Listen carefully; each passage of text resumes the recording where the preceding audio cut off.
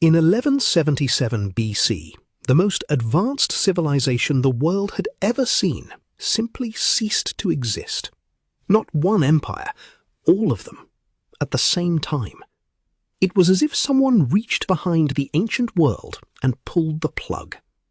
Egypt, the Hittites, Mycenaean Greece, Assyria, Babylonia, the great trading cities of Cyprus and the Levant, kingdoms that had flourished for centuries, that had built palaces and libraries and fleets of ships, all of them fell within a single human lifetime.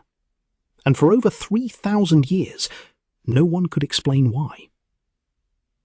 To understand how shocking this collapse was, you first have to understand what came before it. The Late Bronze Age, roughly 1500 to 1200 BC, was not some primitive era of mud huts and stone tools. It was a golden age. The great powers of the Eastern Mediterranean had built a world that in many ways looked remarkably like our own. They had international diplomacy. The Amarna letters, discovered in Egypt in 1887, reveal hundreds of clay tablets containing correspondence between pharaohs and foreign kings, written in Akkadian, the diplomatic lingua franca of the age.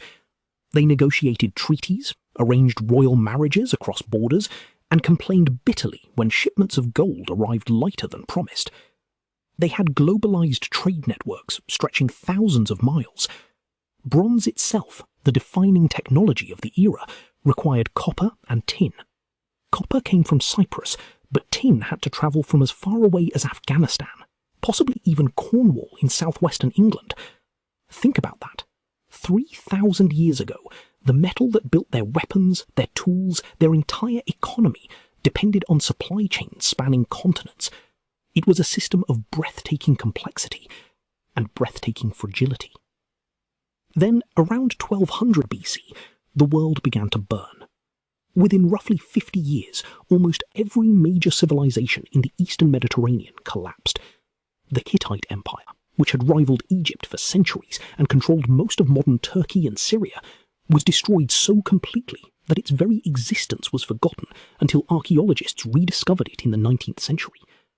Mycenaean Greece, the world of Agamemnon and the great palatial centres at Mycenae, Tiryns and Pylos, fell into ruin.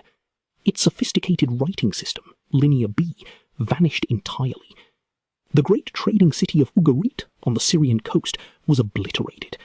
And from its ashes comes one of the most haunting documents in all of archaeology, the last letter ever sent from the city, a desperate plea from its king to the ruler of nearby Al-Ashir. The enemy's ships are already here. They have set fire to my towns and have done very great damage in the country.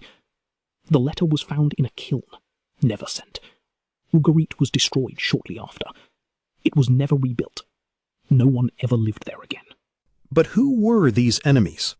Egyptian records at the great temple of Medinet Habu, commissioned by Pharaoh Ramesses III around 1180 BC, describe massive, coordinated attacks by a confederation the Egyptians called the Sea Peoples, groups with names like the Pelazet, the Checker, the Shekelesh, and the Denyen. The temple walls depict enormous naval and land battles.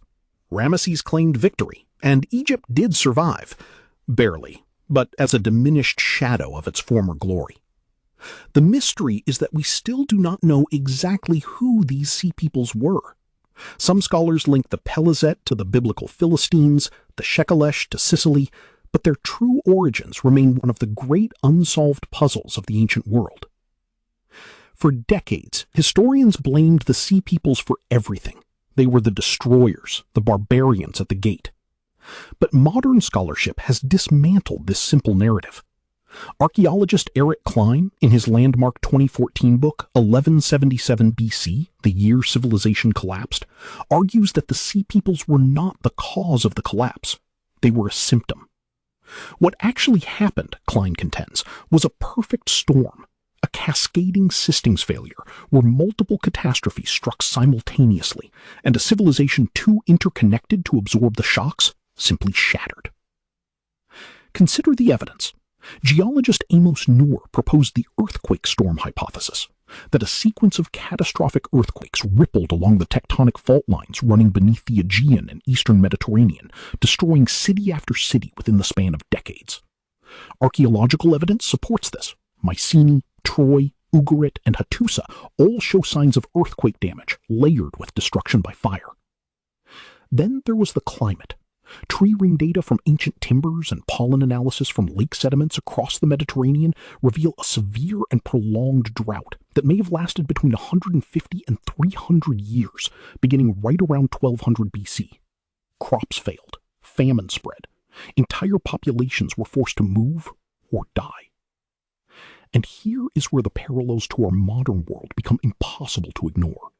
The Bronze Age economies were deeply interconnected. When drought destroyed harvests in one region, it could not simply import grain from another, because that region was also failing. When earthquakes shattered the ports, the tin stopped flowing from Central Asia. Without tin, there was no bronze. Without bronze, there were no weapons, no tools, no economy. Each failure amplified the next. The palace economies, which had concentrated wealth and power in the hands of a tiny elite, faced internal rebellions. Archaeological evidence from several sites suggests peasant revolts and social upheaval, populations turning against the very systems that had once sustained them, but now offered nothing in return. The cascade was unstoppable. One by one, the nodes of the network went dark. What followed was catastrophic.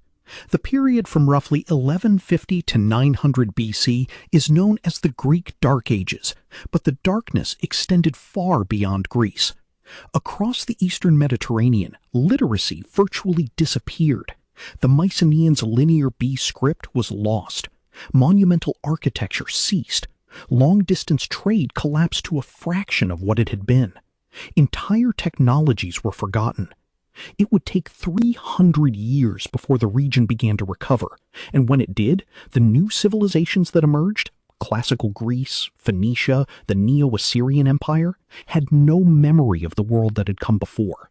They had to reinvent writing, rediscover trade routes, rebuild everything from scratch.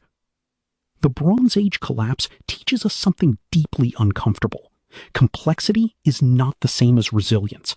A world connected by long supply chains, dependent on stable climate, held together by diplomatic agreements between powerful states, that world can look invincible right up until the moment it isn't.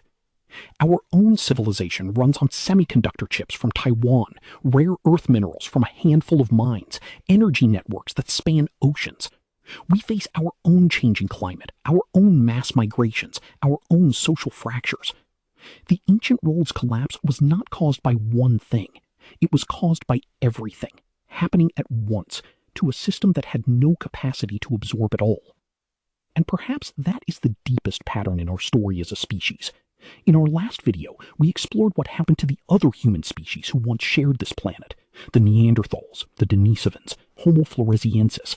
Entire lineages that thrived for hundreds of thousands of years before vanishing forever. The Bronze Age collapse reminds us that disappearance is not reserved for species alone. Civilizations, too, can be erased, not by a single catastrophe, but by the slow, merciless accumulation of pressures that one day cross a threshold from which there is no return. The ancients carved their victories into stone and believed their empires would last forever. The ruins say otherwise.